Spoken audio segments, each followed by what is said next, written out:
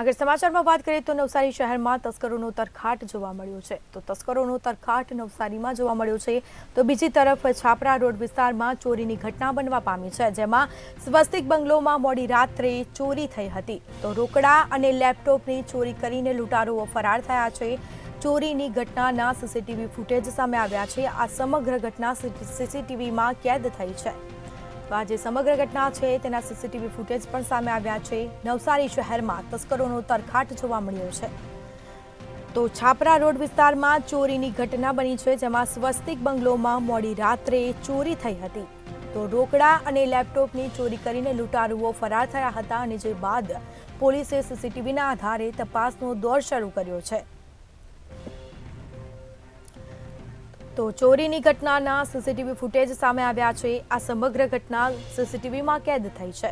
તો નવસારી શહેરમાં તસ્કરોનો તરખાટ જોવા મળ્યો છે.